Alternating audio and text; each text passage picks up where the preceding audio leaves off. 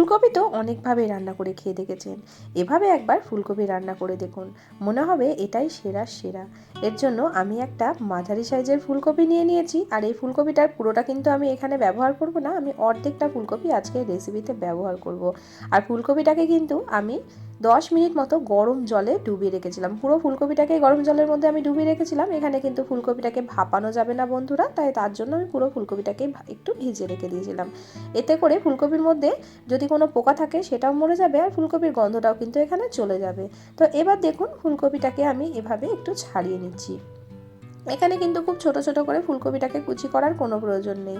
তো ফুলকপির যে এই মোটা ডাঁটার দিকটা হয়, এই ডাঁটাটা কিন্তু একটু কেটে বাদ দিয়ে দিচ্ছি। তো এখানে এই ডাঁটাটার কিন্তু প্রয়োজন নেই। তো এভাবে একটু ফুলকপিটাকে আমি কেটে কেটে পিস মতো করে নিলাম, ছোট ছোট করে, খুব বেশি না, একটু মাঝারি সাইজ করে নিলাম। তো এবার নিয়ে নিয়েছি একটা মিক্সিং জার। এই মিক্সিং জারের মধ্যে ফুলকপিটাকে দিয়ে আমরা ভালো করে ফুলকপিটাকে জল ছাড়া একটু গ্রাইন্ড করে নেব। তো আপনারা চাইলে কিন্তু এই কাজটা চপারেও করে নিতে পারেন। তো আমি এই মিক্সার গ্রাইন্ডারের মধ্যে দিয়ে কিন্তু আমি 2 বারে করে নিয়েছিলাম, পুরোটা কিন্তু দিয়ে একবারে হয়নি। তো 2 বারে এই মিক্সার গ্রাইন্ডারের মধ্যে দিয়ে আমি একদম মিহি করে ফুলকপিটাকে দেখুন বেটে নিয়েছি। তো এখানে কিন্তু খুব মিহি করিনি, একটু দরদরা থাকবে সেরকমভাবে করে নিয়েছি। এবার এর মধ্যে দিয়ে দিলাম একটা সেদ্ধ করা আলু। সেদ্ধ করা আলুটা আমি এখানে দেখুন গ্রেটারের সাহায্যে গ্রেট করে দিয়ে দিচ্ছি। আপনারা কিন্তু এখানে ম্যাশ করেও দিয়ে দিতে পারেন আলুটাকে। তো আলুটা আমি এখানে পুরোটাই দিয়ে দিলাম। তো এবার দিয়ে দিচ্ছি 4 চামচ ছোলার বেসন। আমি এখানে ছোলার বেসন ইউজ করেছি, আপনারা যে কোনো বেসন এখানে দিয়ে দিতে পারেন। এবার দিয়ে দিচ্ছি খুব সামান্য একটু গ্রেট করা আদা। আপনারা কিন্তু এখানে আদাটা বেটেও ব্যবহার করতে পারেন। যদি আপনারা পেঁয়াজ রসুন খেতে চান তো আদার সঙ্গে আপনারা রসুন বাটাও দিতে পারেন, আর এখানে পেঁয়াজ কুচিও দিয়ে দিতে পারেন। আমি রেসিপিটা সম্পূর্ণ নিরামিষ করছি। দিয়ে দিলাম 1 চামচ গোটা জিরে। এবার দিয়ে দিচ্ছি স্বাদ অনুযায়ী লবণ। এবার আমি এর মধ্যে খুব সামান্য একটু হলুদ গুঁড়ো দিয়ে দিলাম কালারের জন্য। আমি এখানে কোনো রকম লঙ্কা কুচির ব্যবহার করিনি, তার জন্য খুব সামান্য 1/2 চামচ মতো ঝাল লঙ্কার গুঁড়ো দিয়ে দিলাম। এবার দিয়ে দিচ্ছি খুব সামান্য একটু ভাজা জিরের গুঁড়ো। এবার দিয়ে দিলাম অল্প একটু ফ্রেশ ধনেপাতা কুচি।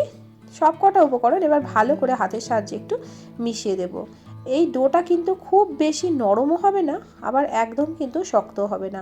যদি আপনাদের মনে হয় যে খুব বেশি নরম হয়ে গেছে, তাহলে কিন্তু আপনারা 2 চামচ মতো বেসন এখানে অ্যাড করে দিতে পারেন। তাহলে মাখতে মাখতে দেখে নেবেন, যদি এরকম মোটা মোটা দানা থেকে যায় ফুলকপি, তাহলে সেটা কিন্তু এখানে বাদ দিয়ে দিতে হবে।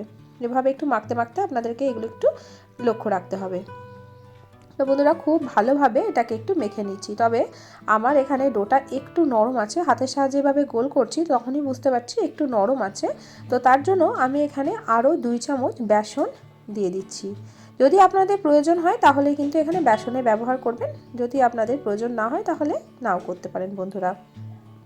তো খুব ভালোভাবে এটাকে আমরা মেখে নিয়ে 1 মিনিট মতো একটু রেস্টে রেখে দেবো। তো বন্ধুরা দেখুন এখানে কিন্তু খুব ভালোভাবে আমাদের মাখা হয়ে গেছে, আর এভাবে হাতের সাহায্যে গোল করে দেখবেন শেপটা যেন সুন্দর হয়, তাহলেই বুঝতে পারবেন যে এটা মাখা হয়ে গেছে। এদিকে একটা মশলা বানিয়ে নেবো, এটাকে 1 মিনিট রেস্টে রেখে দিলাম। মশলাটা আমি বানিয়ে নিচ্ছি। দেখুন বন্ধুরা এখানে নিয়ে নিয়েছি কয়েক টুকরো আদা, একটু টমেটো মানে আধখান টমেটো নিয়েছি, আর দিয়েছি ঝালের জন্য 3টে শুকনো লঙ্কা। শুকনো লঙ্কার পরিবর্তে আপনারা কাঁচা লঙ্কাও নিতে পারেন। ওইদিকে মশলাটা আমরা গ্রাইন্ড করে রেখে দিয়েছি, আর এখানে হাতে একটু ঘি মাখিয়ে নিয়েছি। তো এবার দেখুন এরকমভাবে একটু শেপ দিয়ে দিচ্ছি। তো এভাবে প্রত্যেকটা ফুলকপির কোপ্তা আমরা তৈরি করে নেব। তো সুন্দরভাবে তৈরি করে এভাবে একটা প্লেটের ওপরে সাজিয়ে রেখে দিচ্ছি। এভাবে বন্ধুরা আমি সব কোপ্তাগুলো রেডি করে তারপর ফিরে আসছি। আজকের রেসিপিটা কে কোথা থেকে দেখছেন অবশ্যই আমাকে কমেন্ট করে জানাবেন। আপনাদের সুন্দর সুন্দর কমেন্টে কিন্তু আমি রান্নার উৎসাহ পাই বন্ধুরা। তো এখানে সব কটা কোপ্তা আমাদের এবার তৈরি হয়ে গেছে। এবার কোপ্তাগুলোকে আমরা ভেজে নেব। তো তার জন্য একটা ফ্রাই প্যান বসিয়ে দিলাম, আর ফ্রাই প্যানের মধ্যে দিয়ে দিলাম বেশ কিছুটা সাদা তেল। খুব বেশি কিন্তু আমি তেল দিলাম না, এখানে ওই 4 চামচ মতো সাদা তেল দিয়ে দিয়েছি। এই তেলের মধ্যেই কিন্তু সবগুলো ভাজা হয়ে যাবে। খুব ভালো করে তেলটাকে একদম ধোঁয়া ওঠা করে গরম করে নিচ্ছি। এবার একটা একটা করে এই কোপ্তাগুলোকে আমরা তেলের ওপরে দিয়ে দিচ্ছি। একসঙ্গে অনেকগুলো দিতে যাবেন না, তাহলে কিন্তু এটা উল্টাতে একটু সমস্যা হবে, তখন কিন্তু বড়াগুলো সুন্দরভাবে ভাজা হবে না বন্ধুরা। তো আমি এখানে একসঙ্গে 5টা দিয়ে দিচ্ছি। গ্যাসের ফ্লেমটা লো টু মিডিয়ামে রেখে একটু সময় ধরে এপিট ওপিট উল্টে এগুলোকে একটু ভেজে নিতে হবে। একটু গোল্ডেন ব্রাউন কালার করে এটাকে সুন্দর করে ভেজে নিতে হবে। বন্ধুরা, আজকে যারা প্রথমবার আমার চ্যানেলটিতে এসেছেন, আমার রেসিপি সামান্য হলেও ভালো লেগে থাকলে চ্যানেলটিকে সাবস্ক্রাইব করে পাশে থাকার অনুরোধ রইল। রেসিপি ভালো লাগলে একটা লাইক করে দেবেন বন্ধুরা। তো এভাবে একটু ফ্রাই প্যানের হাতলটা ধরে আমি একটু ঘুরিয়ে দিলাম, যাতে সুন্দরভাবে তেলটা চারিদিকে ছড়িয়ে যায়। তো বন্ধুরা, কিছুক্ষণের জন্য এভাবে আমি রেখে দেব। তো এরপর খুব সাবধানে এভাবে দেখুন, একটা খুন্তি আর একটা চামচের সাহায্যে খুব আস্তে আস্তে এগুলোকে উল্টে দিচ্ছি। এখন কিন্তু ওপর সারফেসটা কাঁচা আছে, তাই খুব সাবধানে একটু উল্টে দিতে হবে। তো এভাবে একটু উল্টে পাল্টে সুন্দর করে গোল্ডেন ব্রাউন কালার করে প্রত্যেকটা কোপ্তা ভেজে নিতে হবে। আর এই কোপ্তাগুলো কিন্তু শুধু মুখে খেতেও ভীষণ ভালো লাগে বন্ধুরা। তো আবারও এই পিঠটা কিছুক্ষণের জন্য রেখে তারপর আবারও একটু উল্টে পাল্টে আমরা তেল থেকে তুলে নেব। আবারও একই রকমভাবে একটু ফ্রাই প্যানের হাতলটা ধরে ঝাঁকিয়ে দিলাম। তো আমাদের কিন্তু এই কোপ্তাগুলো সুন্দরভাবে ভাজা হয়ে গেছে। তো দেখুন, এরকমভাবে একটু গোল্ডেন ব্রাউন কালার করে ভেজে নিয়েছি। আর অবশ্যই করে কিন্তু গ্যাসের ফ্লেমটা লো টু মিডিয়ামে রাখবেন, হাই করে রাখবেন না, তাহলে কিন্তু এগুলো পুড়ে যাবে আর ভেতর থেকে কিন্তু একদম কাঁচা থেকে যাবে। তো বন্ধুরা, এগুলো সব আমার ভাজা হয়ে গেছে। তো এবার একটা একটা করে এই কোপ্তাগুলোকে আমরা তেল থেকে তুলে নেব। এই তেলের মধ্যেই কিন্তু বাকি কোপ্তাগুলো ভাজা হয়ে যাবে বন্ধুরা। তো এখানে সুন্দরভাবে সব কোপ্তাগুলোকে আমরা তেল থেকে তুলে নিলাম। অবশিষ্ট যে তেলটা আছে, এই তেলে বাকি কোপ্তাগুলো আমি ভেজে নেব। তো এগুলোকেও একই রকমভাবে গোল্ডেন ব্রাউন কালার করে ভেজে নিচ্ছি।